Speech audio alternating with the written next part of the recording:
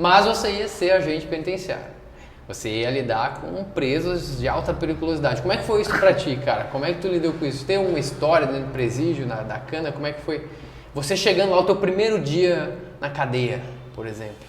Como é que foi teu sentimento e... Primeiro, foi a primeira vez que eu sou do Rio de Janeiro, a carioca, e eu tinha feito algumas viagens para fazer prova, concurso, mas nunca tinha saído do Rio para morar em outro estado. Então essa viagem, né, de ida assim em volta foi dolorosa. Tu foi para qual lotação primeiro? Eu fui para Catanduvas. Catanduvas. Eu comecei morando em Catanduvas mesmo. Depois de aproximadamente 6 meses que eu fui para Cascavel. Mas quando eu cheguei, o primeiro dia no presídio, eu senti uma dificuldade muito grande. Ainda que eu tenha uma interação social boa, eu sou bastante comunicativo, falo com facilidade, sempre fui, desde moleque, agitado, eu estranhei o ambiente. Busquei já identificar alguém de confiança para me aproximar, comecei a fazer minha network, minhas amizades, mas morando em Catanduvas, uma cidade muito pequena, né? E eu estranhei bastante, muito frio. Tanto que na minha primeira noite, eu também assim, fiquei bastante emocionado. Eu deitado num colchão bem fino, com lençol, estava mais ou menos 8 graus. E eu senti falta, né, da minha família. É muito interessante isso, né? Eu senti falta de tudo que eu tinha deixado para trás, das amizades. Mas eu tinha um propósito, né? Eu tinha um objetivo, que era chegar na aprovação de delegado de polícia. Então eu não tinha muito tempo para ficar com raízes no passado. Então eu tive que superar isso rápido. E você falou de procedimento dentro da cadeia. Eu lembro a primeira vez que eu fiz o procedimento no Fernando Beiramar. Eu abri... Fernando Beiramar trabalhou no presídio que ele estava? Sim, eu cheguei a fazer procedimento nele.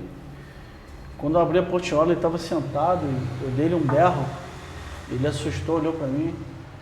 Eu com voz de comando falei, vai lá pro fundo. Você não viu quando o agente no início da galeria falou, o agente na galeria, o preso já tem que levantar, ficar no canto para fazer o procedimento, ficar pelado, agachar. E aí ele ficou bem sério. Aí alguns amigos até falaram depois assim, caraca, pô, tu fala assim. Eu não falei do jeito que eu falo com todos. Aqui é padrão. Enérgica. Padrão é padrão, Então, assim, não tem nada a ver. Né? Tanto que, assim, o cara tem mais do que com que se preocupar. Eu estou só fazendo meu trabalho. Mas eu lembro que eu fiz o procedimento com ele. O Cadu, um que matou o cartunista, o Glauco, no Rio. Eu acompanhei a entrevista dele, fazendo a escolta, né, com um psiquiatra da Polícia Federal, tanto que foi revelado coisas ali que até hoje nunca foi divulgado na imprensa.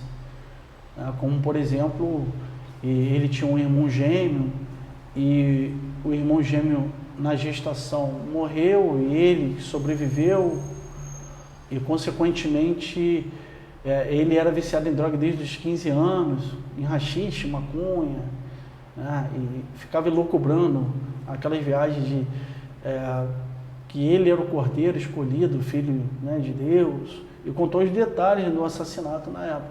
Uma coisa assim que bem me impressionou bastante, sabe?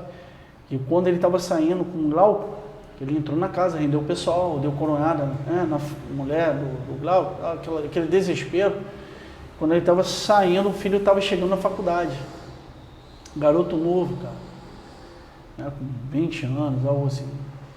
E aí ele deixa disso, deixa meu pai, deixa disso, e o garoto, ele, né, com a arma que ele comprou no morro, uma 9mm, e 30 e poucas munições, e nunca tinha tirado, para você ver. Quando tem que acontecer a desgraça, mano, Não tem explicação. Você passa o curso de formação treinando o curso todinho. Para você acertar o alvo é um custo. Aí pega um bandido desse, compra arma, né, e ainda consegue alvejar um inocente. Aí o filho não queria sair, ele achou que o filho, né, ameaçou, ele falou que viu a pupila do olho do filho dilatando na hora que ele, pão, apertou. Deu um pão. O Glauco, não, pelo amor de Deus, o pai, né, cara? Imagina, você crer seu filho, ver seu filho beber numa desgraça dessa, o pai entrou na frente, ele, bam também. Aí, pegou o carro, tanto que ele foi pego lá no Paraguai. E eu sei de toda a história. Ele deu rajada de tiro na PRF, lá na rodovia, próximo a Foz do Iguaçu. Ele atirou no policial federal, rompeu barreira na divisa do Foz do Iguaçu, do Brasil com o Paraguai, acertou um tiro no ombro, né? E ele ainda deu detalhes que o tiro da pistola passou atrás da nuca dele, mas não pegou nele.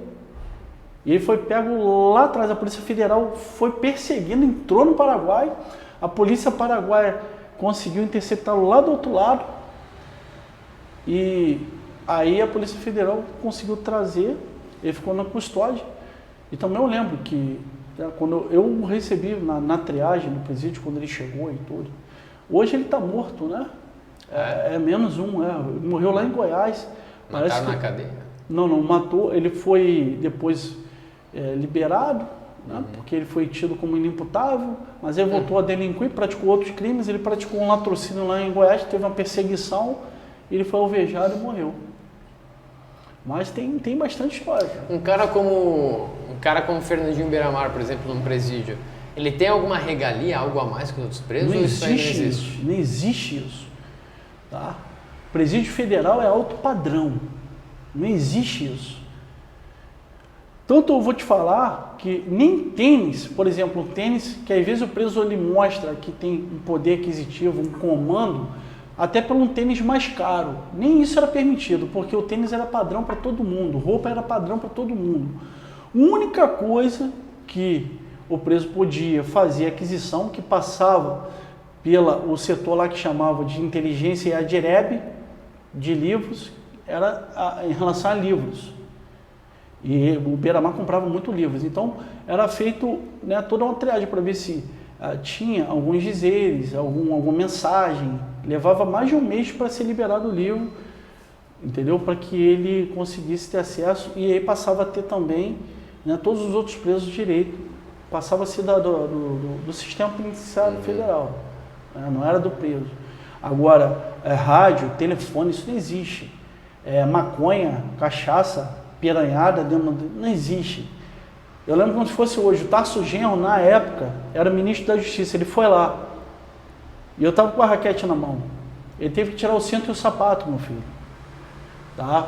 Foi revistado dos pés à cabeça, não tinha choro. Tarso Genro. Sim. A AGU, o advogado-geral da União ia lá, o juiz federal ia lá, tinha que se apitasse não entrava. Eram vários, né, setores de investigação até chegar na parte do presídio, da ala, que também era uma cela por preso. A presídio de segurança máxima. E realmente isso era na prática. Aí você pode falar, mas eu já vi que mandaram recado para, né, fulano e ciclano e blá blá blá. Cara, mas é na visita íntima. O cara vai no ouvido da mulher,